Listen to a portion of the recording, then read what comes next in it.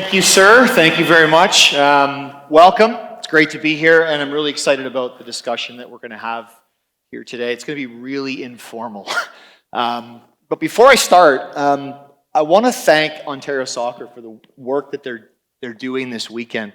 If you've ever tried to put a conference together, you know it's incredibly difficult. And working for a governing body is also very difficult. So everyone who works for Ontario Soccer, please stand up and identify yourself. Maybe they're all hiding in the back, who knows. But please give these people a round of applause, because this has been a phenomenal amount of work.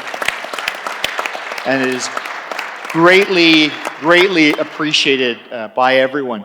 Paul, I'm going to start with you. So you're the chair of the board of directors of the Coaching Association of Canada. In 2019, the CAC put together a series of regional summits around the country around safe sport. That culminated with a national safe sport summit in Ottawa that all sport leaders attended, and you were there. Gretchen was also there. What did the CAC learn? What were some of the outcomes of those regional summits and into the national summit? What were the key takeaways for all of us who were involved in sport in Canada? Well, very first thing I have to do is recognize our minister at the time, Minister Christy Duncan. She really felt that the challenges that sport were facing in Canada, and quite frankly, it's a problem right across the world in terms of how sport is confronting the need to create safe opportunities for youngsters. We had a ministers' conference in Red Deer during the Canada Winter Games, so there's a real commitment by government to address it. So at that point, Sport Canada provided the Coaching Association of Canada with funding and the idea to create a program, which is a series of summits, to really get out and talk to all sport participants, administrators, coaches, athletes.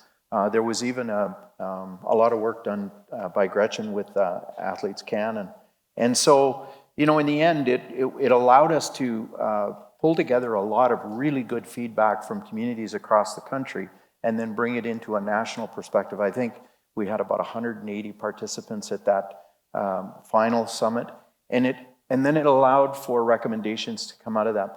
And ultimately, I think it allows us to look at what are some of the things that we can tangibly do at our organizational level, and I know we'll get to that in a little bit. But education and awareness, the right financial resources, a harmonized code of conduct, a unified approach across the country in terms of how we identify what a safe sport community is, and then how do we deliver on that. So I mean, there's much more to it than that, but I think that was really the key learnings for us as a governing sport body, and ultimately the role that we play in making sure that we support sport in delivering on that mandate. What are the big challenges for us as a nation, given the size, the scale, the scope, the differences, the regional differences from one province to the next? When you go further north, you have more challenges with climate. So how do those play into the implementation of safe sport?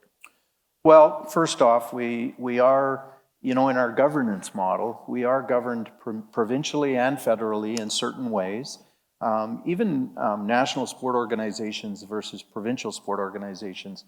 Provincial sport organizations respond to different funding agencies and different protocols within the province. And so really trying to create a harmonized process across the country is probably the biggest challenge. Yeah. And it obviously, it's the challenge that we have with each of the provinces really having the ability to manage in a way that they have the responsibility for, but still trying to get everybody to settle in on a common ground. So a principle-based approach is a really important approach to take. No question. Yeah. Gretchen, you spoke at the National Safe Sport Summit very eloquently to the group of assembled sport leaders. In your mind, you've been studying this for years. What needs to happen in our country in order to safeguard the well-being of participants, young and old, in sport in Canada? Well, that's a big question with a multi-factored answer. But I think clearly we need some mandated education. because we're mainly dealing with people and often young people. And so how to work with young people effectively with best practices should be not only a priority, but I would suggest prioritized over the technical aspects of sport. Secondly, as Paul mentioned, we need a harmonized approach to this across the country, and along with harmonized, an equitable approach, because we want to have, the same access to resources and supports, whether you're in Toronto or Montreal, or whether you're in Charlottetown or Whitehorse. And you want access to the appropriate supports and resources, whether you're in a big sport organization that is very well funded, or whether you're in a small organization running on a shoestring budget. There should be the same opportunities for education and also the same ways of dealing with misconduct. We don't want the same aspect of misconduct dealt with differently in one area of the country versus another, or in one sport versus another. So how do we provide equitable access, accessible and harmonized approaches to education and to dealing with problems when they arise? One of the topics that gets raised immediately when we talk about that is that's going to cost a lot of money. Who's going to pay for that? I think everyone who works in sport knows that we're trying to keep costs down as much as possible. You co-authored a letter to Prime Minister Justin Trudeau recently, which was outstanding. And in the letter, you called for the Prime Minister to implement a completely independent system to address all forms of maltreatment and gender-based violence in sport. Why should this be the most important topic for everyone in this room moving forward? Well, I would start by saying that I think the safe sport issues and the maltreatment of athletes, although they're not the only participants who may experience maltreatment, is around, it's really a public health concern, in the same way that concussions have been a public health concern. And out of that, the Public Health Agency of Canada provided funding to create education, to create more research into protective gear, to put more research and education into return to play. And I don't think that this issue is any less important. There was a day when the federal government, through Sport Canada, provided funding for a national harmonized way to deal with substance use after the 1988 Olympics. If we can create such a national system for drug testing, surely we can do it for the maltreatment of young people. That's a great point. Mark and Joe, you don't know this, you might not have done your research on these two gentlemen, but I have. Mark, you used to be in the Ontario Provincial Police for nearly 35 years. And Joe, you were in the US military for 13 years as a paratrooper. So we talk about safe sport, you get a police officer and a paratrooper, and I think we'll make sure everybody's safe. What have you seen over the years, and how do you relate back to your experiences working as a police officer, as a paratrooper, and maybe some of the parallels between that priority of keeping people safe and what you're currently experiencing in sport in Canada and the United States? Mark, you first. Sure. Well, when I joined Respect Group, my last role with the OPP was involved with crime prevention. And I kind of led the initiative of crime prevention for the OPP for about 7 years. So it was kind of a natural fit when I came to the Respect Group, because we're trying to educate people to prevent bullying, abuse, harassment, and discrimination.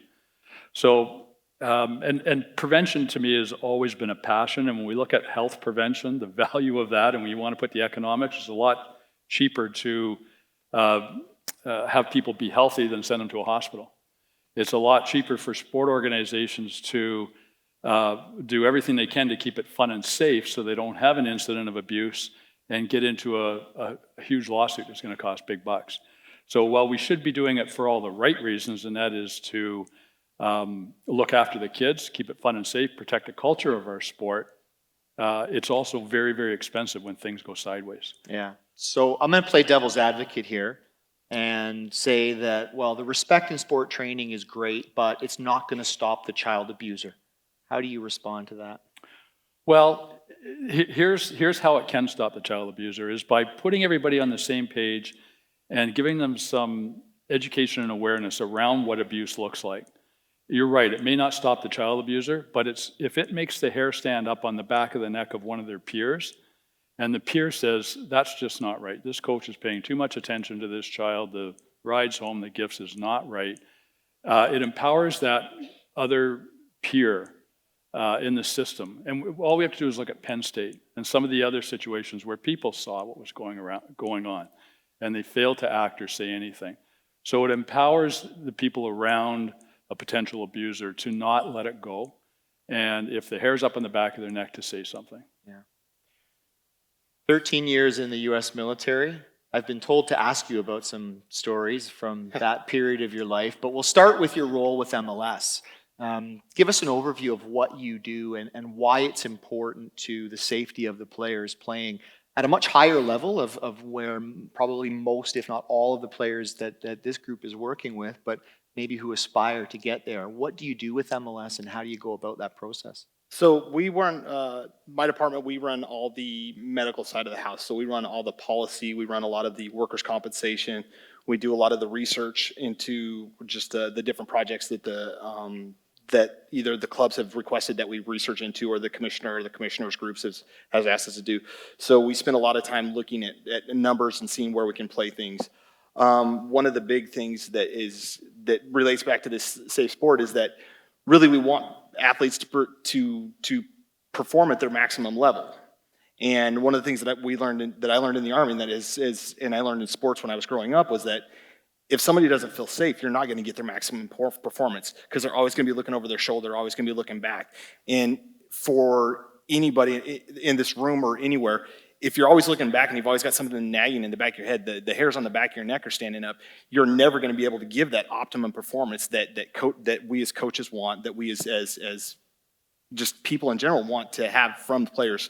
So you have to put the safety of the athlete ahead of anything else if you want to get that optimal performance from them. So one of the things that Canada Soccer did last year in May 2019 at our annual meeting of our membership is the membership of Canada Soccer unanimously endorsed what's called the Safe Sport Roster, which includes a suite of products to try and safeguard the well-being of all participants. But for coaches specifically, there are 4 things. They need to have the appropriate training for the age and stage of player that they're working with. They need to complete the Respect in Sport Activity Leader Training Program, which I know is already in place here in Ontario. They need to complete the NCCP's Making Ethical Decisions workshop, as well as the NCCP's Making Headway workshop. So we're trying to give coaches the tools they need to create the best environment possible for kids to play the sport. And I want to talk a little bit about your work, Joe, in MLS with Concussions. A colleague of mine in a previous career working in the media down in the US, Taylor Twellman, had his career ended, I'm sure you know him very well, by concussions. And we often hear terms like, took a knock to the head, or they got their bell rung, or that sort of thing. But what Taylor says is it's a brain injury. Like what you're experiencing is a brain injury. Is the language that we use in explaining these situations, maybe to parents, is that important in getting across that understanding of the seriousness of these injuries? It absolutely is. I mean, if you tell somebody who's got a torn ACL, oh, you've got a ding in your knee, they don't take it as seriously as if you tell them you tore your ACL. If you tell somebody, oh, you got a knock to the head, oh, okay, I've got, I get it. You tell them, hey, you've got a concussion, or you've got a brain injury. It takes on an entirely different connotation.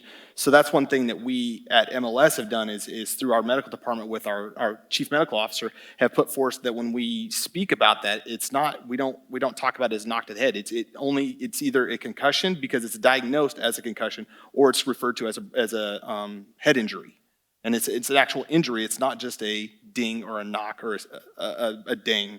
Yeah, so what's the return to play protocol? How does the MLS implement that? Because you were instrumental in putting that in place in Major League Soccer. So it's a multi-stage piece to it. So there's an initial period of rest, of cognitive rest that we do, and then it's a progressive load of physical activity with cognitive stress to the point where there's no rebound in symptoms. So you can push them to a point, not necessarily push them, but you allow them to progress back with starting off with some light walking and then some jogging and then progressing up through the physical side as well as some mental pieces until as long as they're asymptomatic. But once they become symptomatic, then they have to regress back and stay at that level until they're asymptomatic, and then they can proceed forward.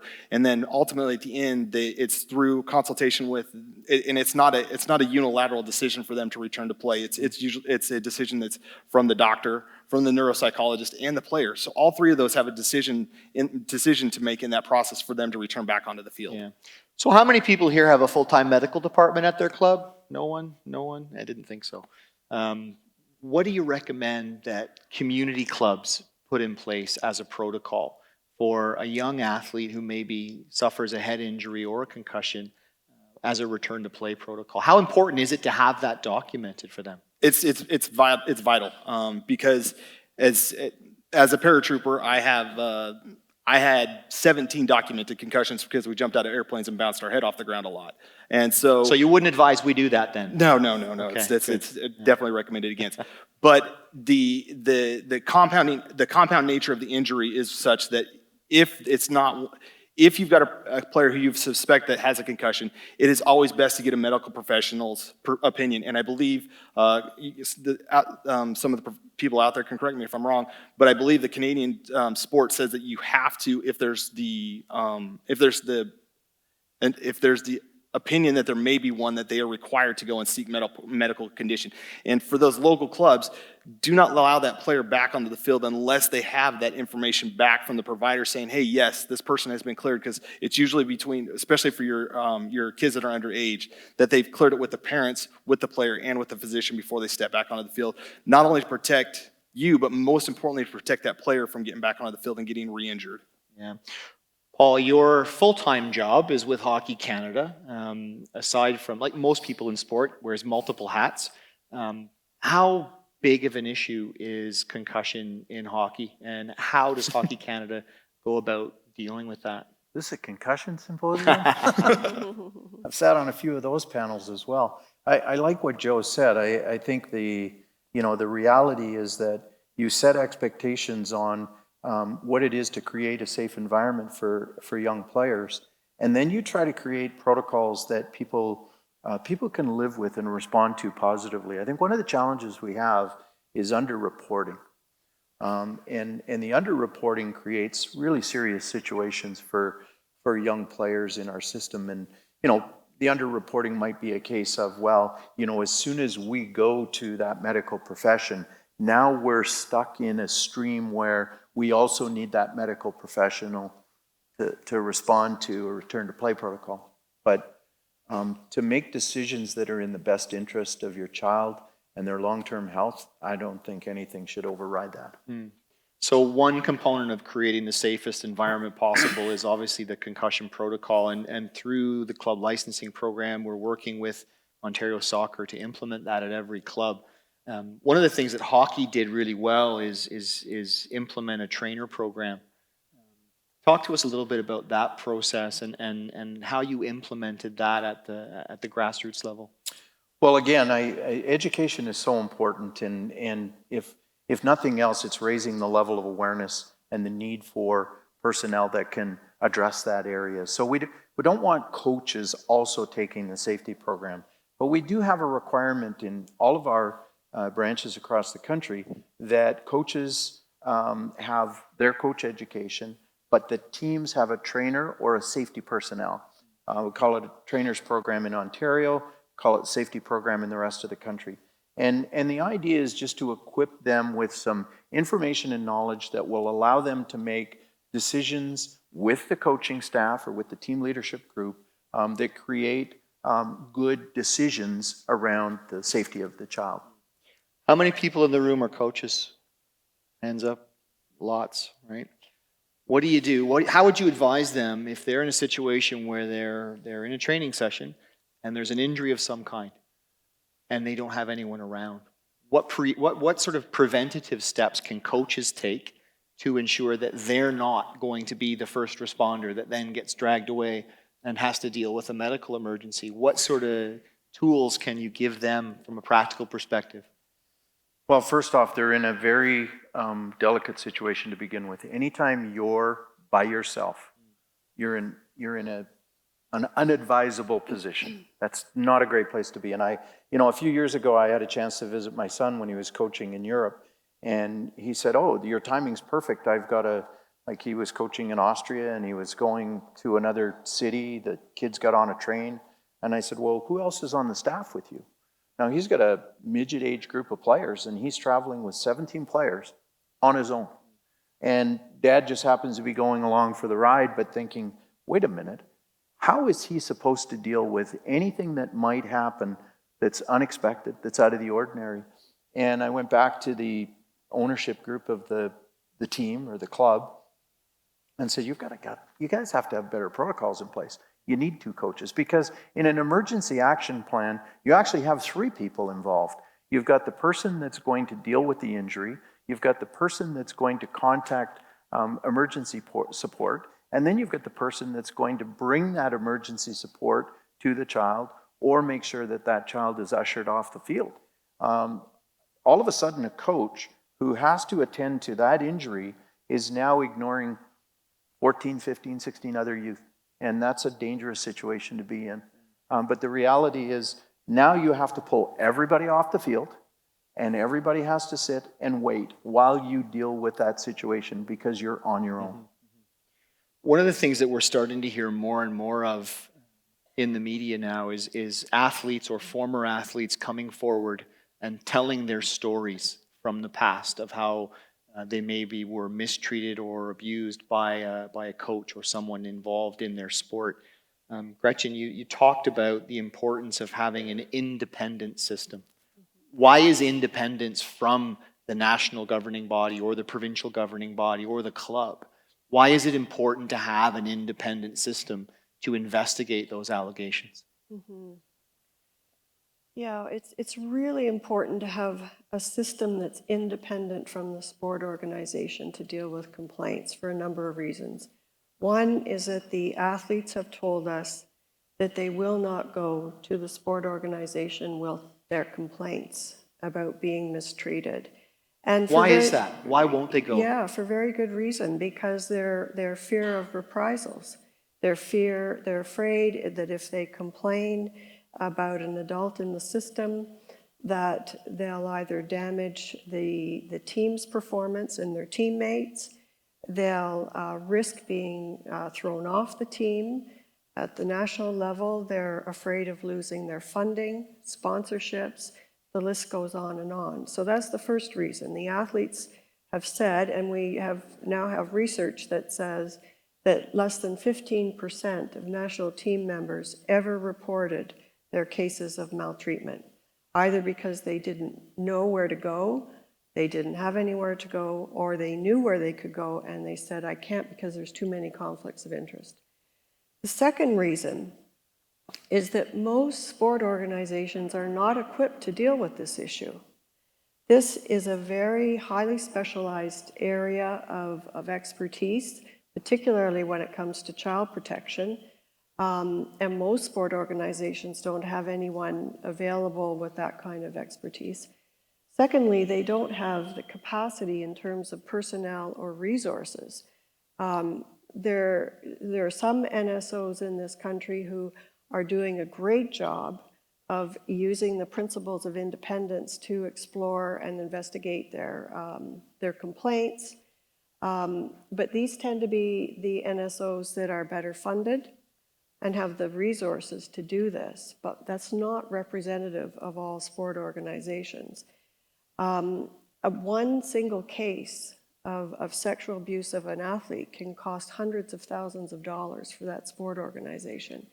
And the CEOs who are currently dealing with these cases are swamped by even one case and can't get on with the normal course of business. And the third reason is the point I mentioned about we want a fair, equitable system across the country, regardless of level of athlete or sport or geographical region.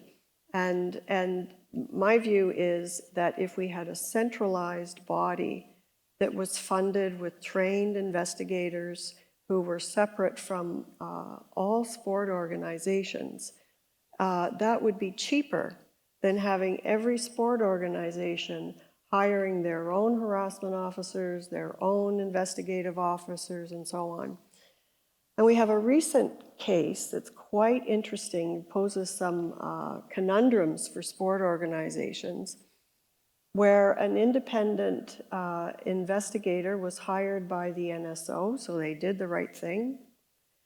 The National Sport Organization also paid for a hearing panel to hear the complaint, and the respondent, and you can imagine if a complaint was brought against you and you found out that the complainant, the organization had actually paid for all the staff to run the investigation in the hearing panel, you could claim conflict of interest. And so this is a new spin on trying to do the right thing by going with independence and having it backfire on the NSO claiming conflict of interest. So in a nutshell, having completely independent body from sport organizations that athletes would feel safe going, funded partly by the government. It would have to be funded partly by sport organizations as well. But we do it for other issues in society. So I think this is my argument for an independent body. One of the things that you mentioned there was fair, and I think that's a really important piece. And I took this away, Paul, from the National Safe Sport Summit, was the unanimous desire from the sporting organizations to have an independent process that is fair to both the athlete as well as to the coach. And how difficult a balancing act is that for the Coaching Association of Canada? Because obviously we never want to have any athlete abused in any way, but we also want to ensure that coaches are treated fairly if an allegation is brought forward and they have their opportunity to defend themselves, because there may be cases of disgruntled athletes coming forward with claims of wrongdoing that are not legitimate. How do you fix that? How do you find that balancing act between treating the athlete fairly, giving them a safe environment to come forward, but also ensuring that the coach has the opportunity to prove their case? Well, first off, I mean, Gretchen's here. She's done a great job with her group in the research that they've done. And then if people had the chance to see her presentation earlier today, really starting to understand that culture, that ecosystem that exists in our sport world. If you really understand the need for an external lens on creating a fair environment, as Gretchen just pointed out, that she had three really good sort of points for why it's important. There are a number of sports in this country that fall under the umbrella of Coaching Association of Canada that are small in nature, small in scope. They don't have the resources to deliver. So there's economies of scale in creating that large opportunity for a fair and equitable system across the board. And the conflict of interest exists. You need to step away from that scenario and create avenues of investigation that are both supportive and understanding of both parties involved, but that are really focused on that central theme of what do we need to do to ensure that the environment is safe and that we're dealing with this complaint in a fair manner. How important is the education of all stakeholders in recognizing what safe sport looks like?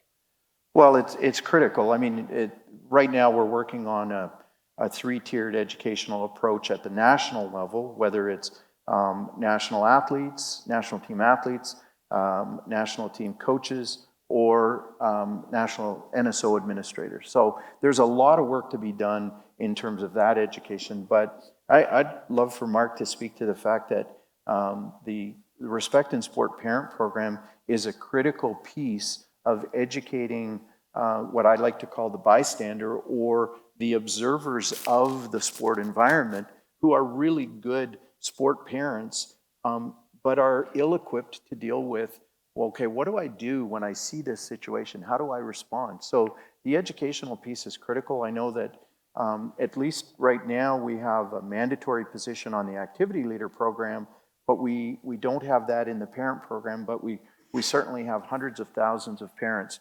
trained in the hockey world. And I think, Mark, the parent program is a critical piece to creating that real foundational element of safe sport.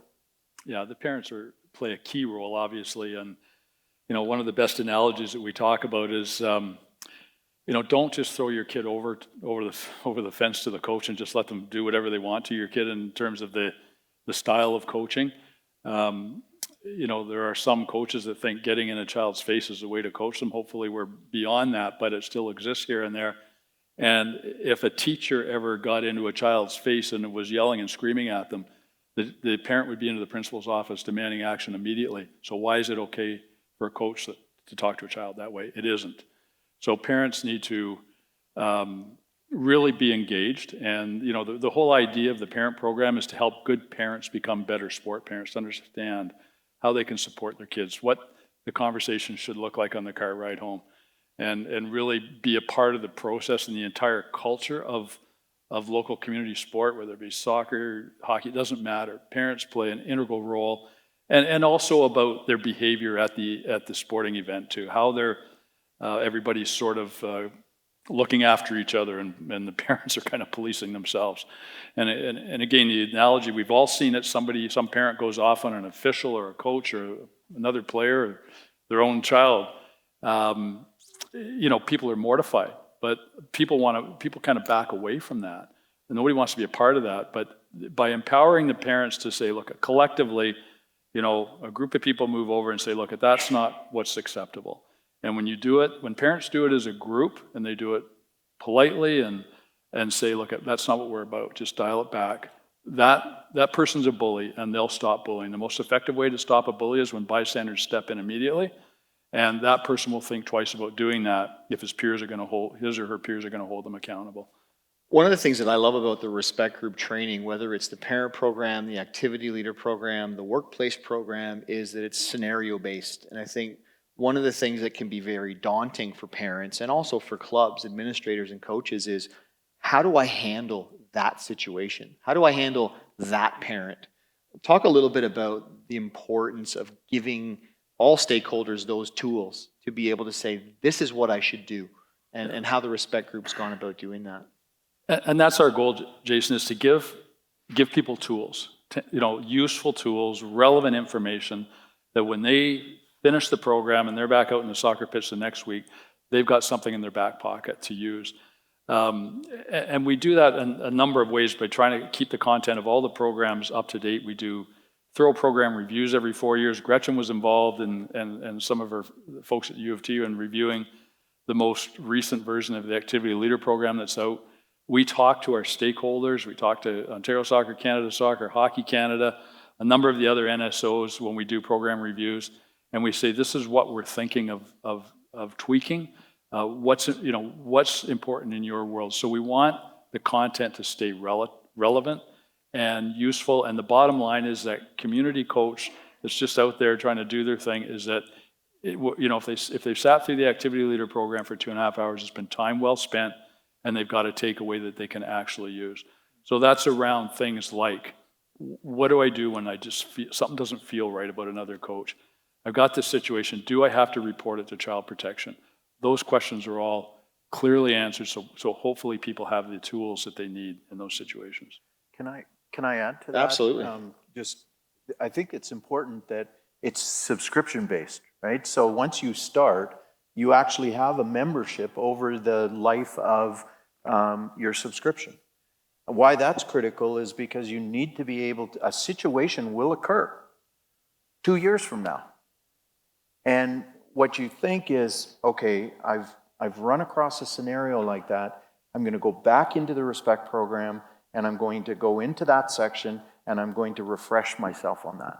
That's a critical piece of our education, is that at least when we first experience that information that's driven at us, we register it, but we may not be fully equipped to deal 2 years from now, but we know where the resource is to go back and refresh ourselves and then make an educated step. Yeah. Just want to ask the audience, how many of you have had an incident that you have had to deal with at your club that has involved bullying, abuse, harassment, or discrimination? Show of hands. That's a fair few. I remember when I was technical director in Oakville, this is 2010, 2011, we had two parents on the same team got in fist fight at a U10 boys game, which of course we all know that the U10 World Cup is an important competition. So I called in the entire age group, parent group, and it was a lot of parents, and some of them were not happy about it. And one of them asked the question, well, if you know who did this, why are you calling all of us in? And I said to them, because you all stood by and let it happen, and you didn't say anything. And that's you're almost telling your kids that behavior is okay. And it isn't okay. So I think the important piece is that we've got to give people the tools they need to step in and say, hey, that's not okay. That's not how we do things. But how many of you felt really sheepish about doing that and having those conversations? It's not easy, is it? It's a tough conversation to have. Jason, can I just add to that? Yeah, for sure. A couple of years ago, I was doing a presentation about the parent program, and somebody put up their hand and said, well, we have somebody designated. They're our sergeant at arms. And so if something, a parent goes offside, this individual will go over and take them for a coffee. Yeah. And calm them down. Well, my question was, what happens if that person doesn't show up? Mm-hmm. And what about all the other parents? It lets them all off the hook. Not my job. Yeah. We got a sergeant at arms to take care of that. Yeah. So everybody needs to collectively be part of the solution.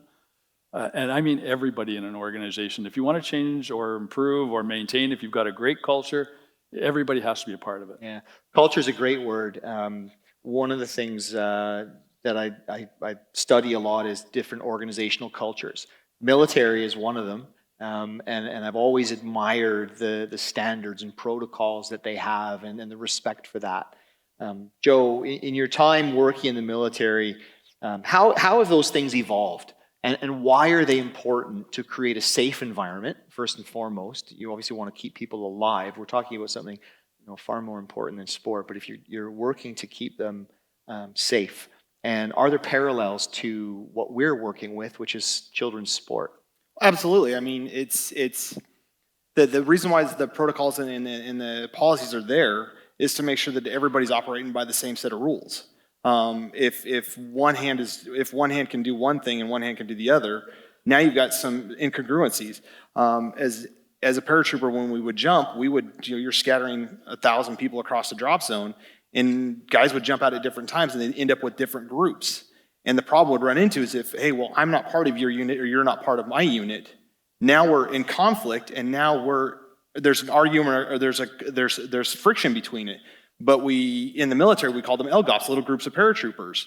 And you'd hit the ground, and everybody was running off the same protocol. So when you hit the ground, everybody would link together, and they would go out and perform the mission because they knew what the standards, what the protocols were. And in the world of sport, it's the same thing. If your group understands, hey, there's not a different set of rules for the defensive men as there is for the attack men, as there is for the midfielders. They've all got the same standards. If our coaches for the U10, the U12, the U14 all have the same rules, the same standards, as they progress through, the kids know what they're going to have to deal with at each level, and they don't have the constant chirping in the back of the head, hey, what's this going to be like at the next level? And then we can get, once again, it goes back to they feel safe, and we can get that next level of effort out of them because they're not worried about it anymore. Yeah.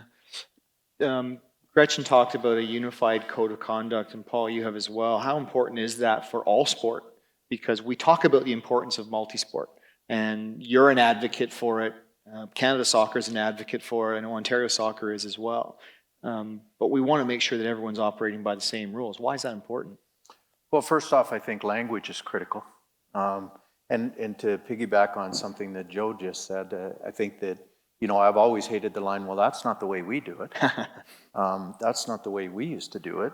That's not the way we did it last year. And I think that's the challenge that we have. And it really, Gretchen can speak more to it because of her role in terms of studying the code, but we have a real responsibility to ensure that we can agree that a universal code is critical, and then second, that when we finish playing our role in defining that code, that we live by it. Yeah.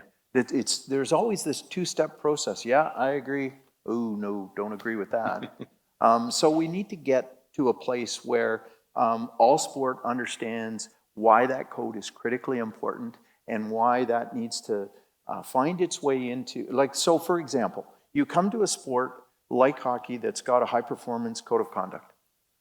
The very first thing that we have to do with the Universal Code of Conduct is take the two and mesh them together and make sure that the high-performance code of conduct is actually succinct and in line with the Universal Code of Conduct.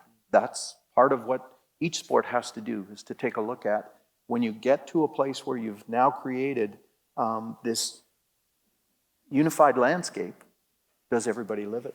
It's hard to do at the grassroots level, though, Gretchen, isn't it, given the volume of players that we're dealing with? If you're talking about the senior men's or senior women's national team, it's really easy to implement a code of conduct that everyone's living by because it's a relatively small group of people. But how do we do that in all sport across country?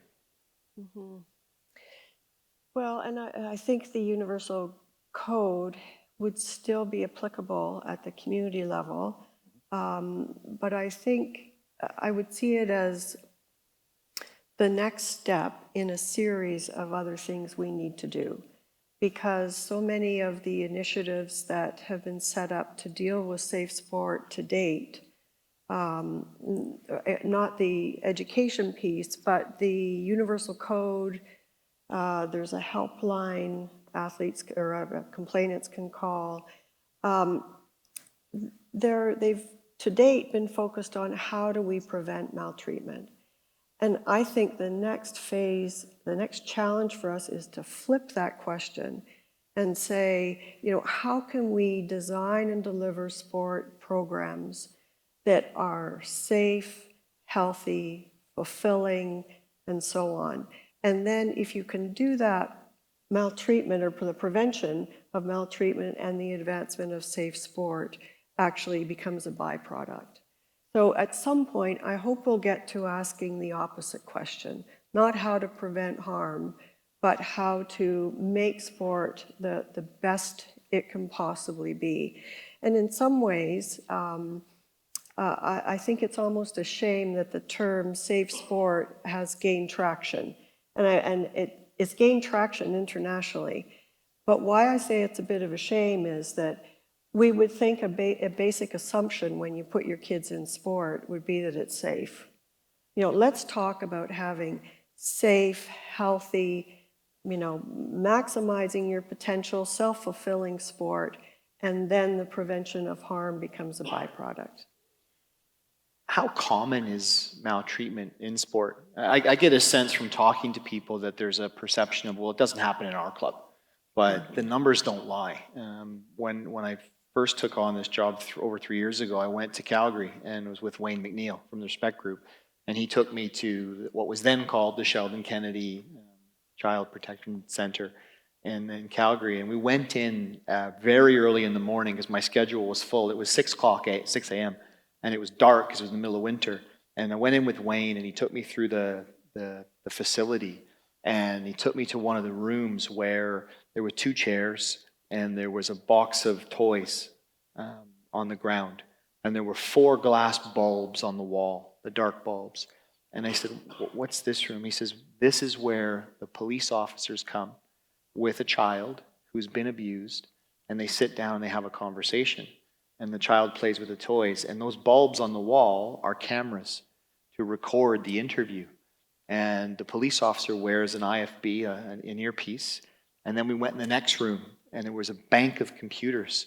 And he said, this is where the prosecution sits with the counselors to feed questions to the police officer to ask the child so they can record the audio and capture the video so that that is admissible in court so the child never has to face their abuser in court.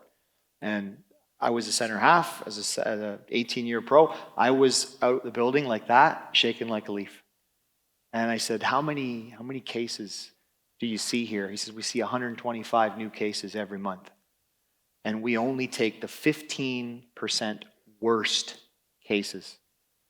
And what Wayne said to me was, it's happening in your sport. You just don't know it yet. And as we create an environment where people feel safe coming forward, this is going to keep coming to the fore. And your point about safe sport, we should just call it sport and just assume that it's safe, but it's not. And how do we convey that importance?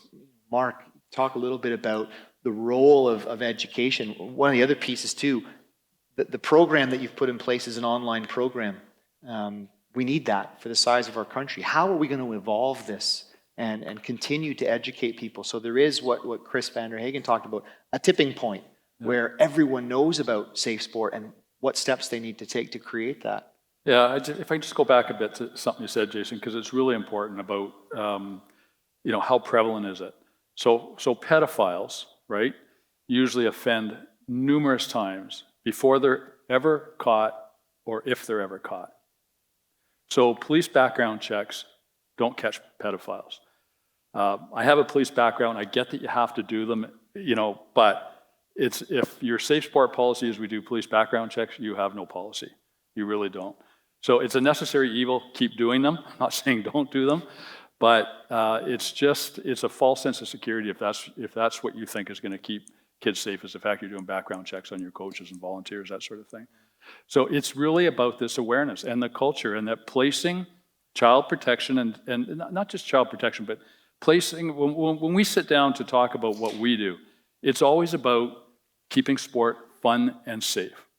And that's got to be the focus. So every adult connected with sport needs to make that the priority. There's a gentleman in Gretchen's session, and I talked to him after because I could just tell by a question he asked, and he's an administrator of a large club here in Ontario. I could just tell that he was very concerned about this whole idea that he couldn't sleep at night if he ever thought a child in his system had been abused. And I congratulated him afterwards. I said, thank you for thinking that way. We need more people that think. Everybody needs to think that way. Because make that the priority, and then just everybody have a hand in making sure that these policies that we have are not just policies on the shelf, but they're put into practice, and people know about them, people are signing off on them. And then everybody just understand how critical it is for us all to be involved to create that culture where it's safe. And then, it would be nice if respect in sport really wasn't needed at some point. We didn't have to ask people to sit down and do an online course like that. But, for now, education and awareness and prevention is really critical. Gretchen? If I could just add to that, and we've been talking a lot about sexual abuse, which is really, really important to talk about. It's also important to think about the other types of harmful experiences that athletes have. And the research tells us in Canada and at other countries consistently that athletes experience psychological abuse to a far greater extent than any other kind. And that's the tricky part to deal with. That's where we need a cultural shift, because this is the normalized abuse that takes place in sport. This is the yelling, name-calling, degrading, humiliating kind of comments, intimidation. And this is what we call abuse in plain sight, because it happens in public, unlike sexual abuse. So we need different strategies for different types of harm. The sexual abuse, what we've talked about so far is so important. What Mark has mentioned, the rule of two from Coaching Association of Canada is really important, but we need different strategies to deal with the most prevalent kind of abuse, which is psychological. And that's where we've got to change the ways in which we deal with young people to reflect best practices that are used in other domains. So I'm going to give you a scenario because I know people in the room here will have or are currently dealing with something like this. They have a coach who maybe steps over the line now and again, maybe is a little bit vocal on the sideline, can maybe be a bit of a joystick coach, but he wins. And the parents love him, or at least the ones whose kids are in favor love him. And if you get rid of him, they're going to leave your club. How does a club deal with that situation? As a technical leader, as an executive leader, as a board member, how do you deal with a circumstance like that? Anyone can jump in here and answer now. It's funny that, like, you just brought up something that as Gretchen was talking, I was thinking about, philosophically, as long as we measure coaching performance based on wins and points, as long as that's at the foundation of what we want from our coaches, then we give them license to behave in any way they want, as long as they're winning. And then the challenge becomes, what if they behave that way and they don't win? Oh, well, we'll get rid of him because he doesn't win. Yeah. And that's a real systemic problem in youth sport. We spend a lot of time focused on the wins. We spend a lot of time focused on which of the top players are moving to the next level. And we forget about what the real purpose of sport is, the values that youngsters can attain from being involved in sport. That's our role here, not the wins. And so really we're giving coaches license to behave in that way. And it always makes me curious that, and this is across the sport community here and abroad, that there's a pretty ingrained assumption that if you focus on promoting health and well-being and fun, that's somehow will hurt performance. That winning and focusing on health are mutually exclusive. Which is, of course, doesn't make any sense. If we think about how each of us performs best in whatever capacity, it's when we feel healthy, when we feel well, when we feel supported, our self-esteem is good. So, thinking about optimizing health and well-being as a vehicle to performance and winning doesn't mean that winning doesn't matter. Winning does matter. But the vehicle to get there needs to be shifted, as Paul has said, and look at health as a means to get to winning rather than being two separate entities. One of the comments that gets made to me by technical leaders across the country, not just here in Ontario, is, what if we're doing all the right things in our club, but the club that's 5 minutes away down the road are trying to win the Under-8 World Cup and are recruiting players from every club in half an hour radius of driving to where we are? How do we combat that? Paul, how do you do it in hockey? How does that work?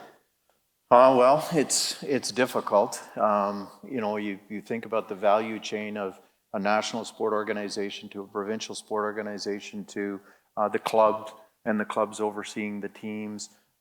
It is a real challenge, and I think the educational piece is critical. Again, Gretchen talking about promoting health and well-being in young players. We need to look. I felt at times when, I'll go back 25 years, when I was coaching in minor hockey, I felt at times that we needed to be able to say to our organization, Pacific Coast Amateur Hockey, that that club doesn't really play by the same set of rules. So why don't you just let that club go play by themselves? See how many games they have in their schedule when they only have 2 teams in their club and they play each other for the entire season. Because that's where you get to with clubs that sort of step outside the realm of what's in the best interest of children and what's in the best interest of the sport. And if we could make those kind of statements to clubs that maybe aren't fitting within the parameters of how you see good sport operating, then you have the ability to say to a club, there's no room for membership. Yeah, so using exemplars of good behavior and modeling pro-social behavior is a good education tool for sure. Yeah. Joe, in MLS, do you have a similar philosophy around the safety of players? Is there an example of an organization that is doing really good work that you use as an example? Bear in mind, you're in Toronto, in their catchment area. You know, is there an example of a team in MLS that is doing good work that you say, look, this is an example of what we're looking for.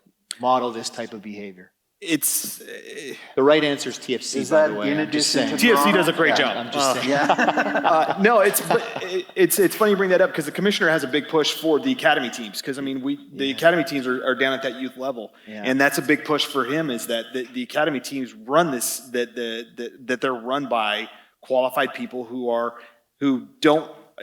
The wins and losses are important, but ultimately it's the health and safety and the mental well-being of the players is at the utmost importance above the rest of it. Because if you get a player who gets up to MLS level or higher or at that professional level, who has been beat down, who is not as mentally resilient as they should be, they're not going to perform at the level that they can. And so they're going to be missing that step that they would want at that professional level. So there's the psychology and the research shows that if we continue at those lower levels when they're kids, to continually cut them at the knees and do that abuse and play inside as they've said, it cuts them off and they're always hesitant to make that step, to make that creative pass or to take that one extra step or to play a little bit outside where they know, because they're afraid that coach is going to come and light them up on the side of the field because they've tried to be a little bit too creative. Yeah. And you know, it always helps to change things we can measure. And wouldn't it be wonderful if we started to measure not just win-loss records, but we also measured, particularly at youth sport, you know, athlete satisfaction with their sport experience, and actually, you know, publicize that in a little report card on athlete happiness, or, you know, come up with something catchy. But why aren't we measuring those things if that's what we're really interested in? What's the dropout rate from the particular club?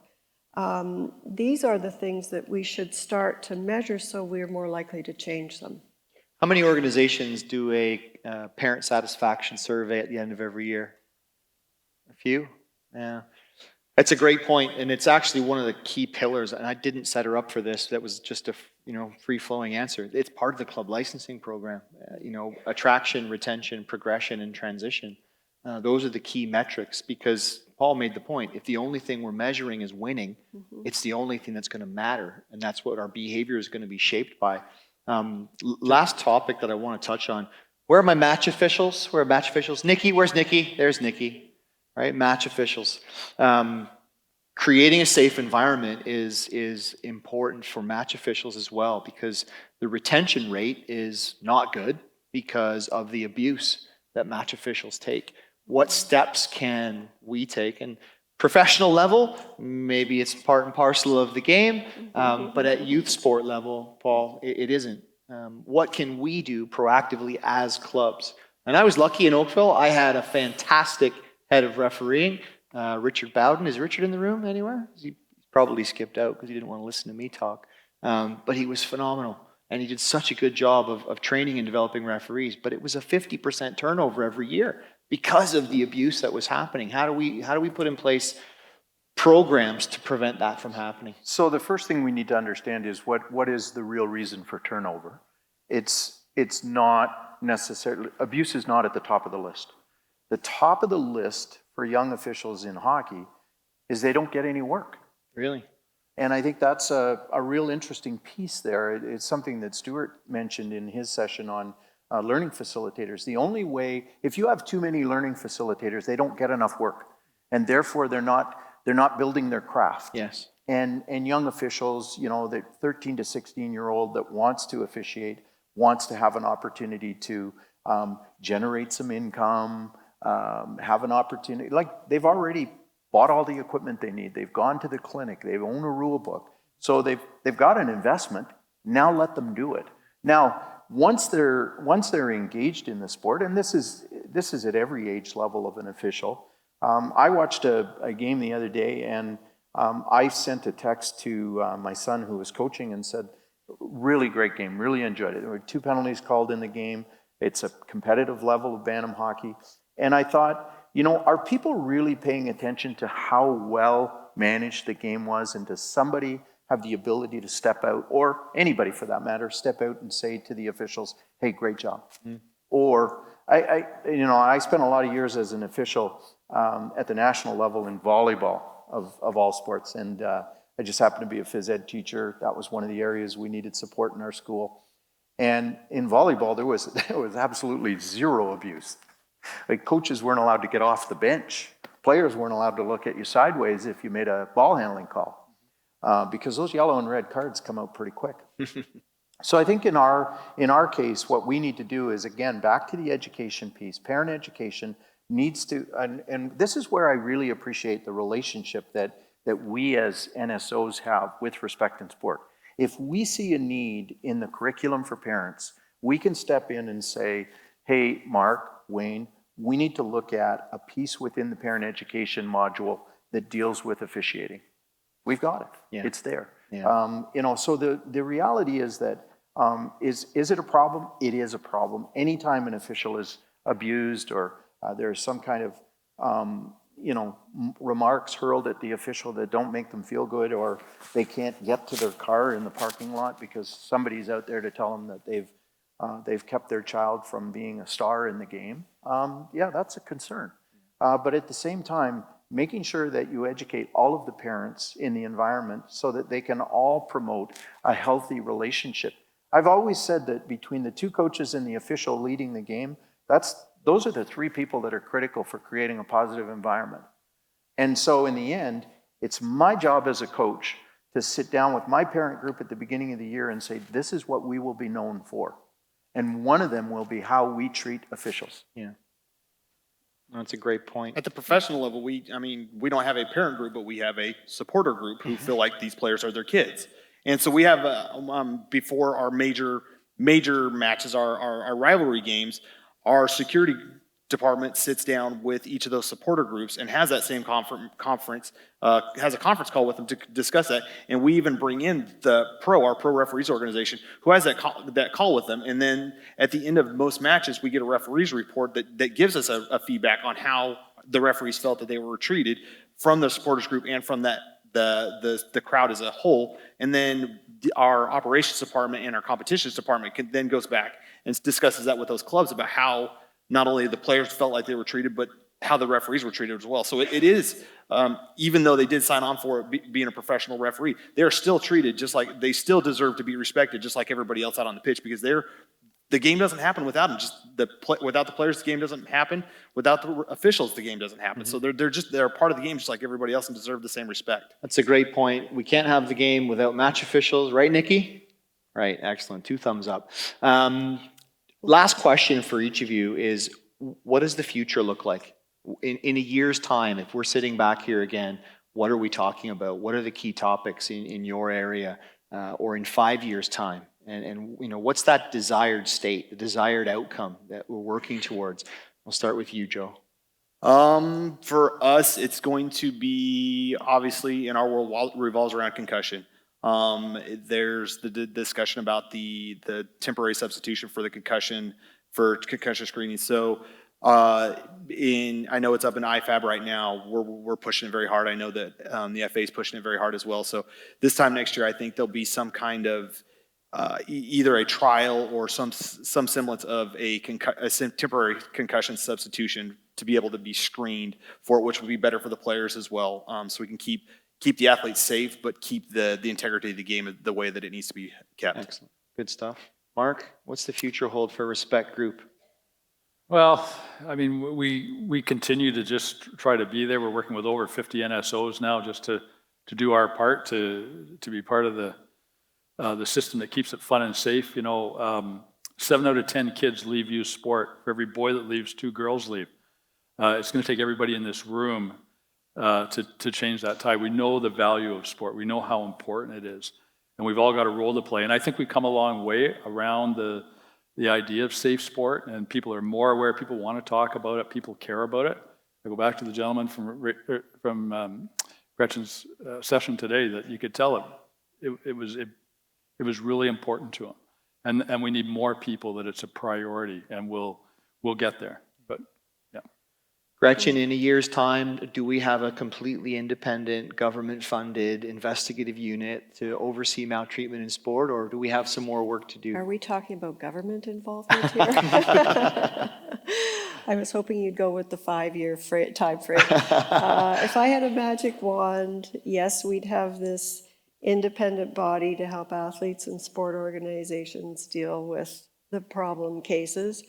But more importantly, I think we'd be back here talking about all this evidence we've collected of successful athletes and teams who have got to the podium through healthy means. Good. Paul, final words. I would think that the term I like to use is successful practices. Best practices is maybe a stretch because it's, it almost suggests perfection, and we always have to strive towards that. So we look to the successful practices. More than anything, I think that through the Coaching Association and ultimately that umbrella organization, partnerships are critical. And how well one sport talks to another sport, how well sports support one another in their efforts at the national level, the provincial level, and the local level. We talk a lot about, we talk about sports competing for athletes. The reality is that we know multi-sport participation is in the best interest of youngsters. And we know that, during that early time from 5 to 12, 5 to 13, kids should be sampling all kinds of sport. But if all sport are working together to create this environment that's positive, that's fun, that's shaping the future of their sport, they will partner with one another and have those conversations. And we could be back here a year from now with more sports on the stage talking about how those relationships have had a positive impact on their programming. I think that's a really important piece, and it's been underlined in the conference about the importance of building relationships and building partnerships. When I first took this job, September 2016, one of the first phone calls I made was to this gentleman. And he answered the phone, didn't hang up on me, invited me to come to Calgary and sit down and talk to Hockey Canada about what they do. He's been a great resource ever since and never fails to return a call or an email. Gretchen's research underpins the work we're doing in coach education. So if you participated in Stewart's session, you will have understood the concept of the person, the practice, and the play. So the person is the most important piece. And so we've got to create a safe environment for coaches, for players, for referees, match officials, for all stakeholders. We've worked with Respect Group now, and I'm sure all of you in here, you all have your Respect in Sport activity leader training, correct? Fantastic. I won't be checking later, but they're a valuable partner. And Major League Soccer is a hugely important partner to what we're trying to do at Canada Soccer, because it's a vehicle for our young players to develop as professionals. The CPL is now on the scene, and that's fantastic. So there's another relationship that we can work on. And I just want to stress that to everyone, that none of us can do this alone. We are all part of the wider Canada Soccer family, and that includes other sports. And the relationship between hockey and soccer is strong, and I'm sure we're going to work to continue to make it stronger. But I want to thank all of you for your time, your effort, your expertise, your knowledge, and for sharing that with everyone. Please give them a big round of applause.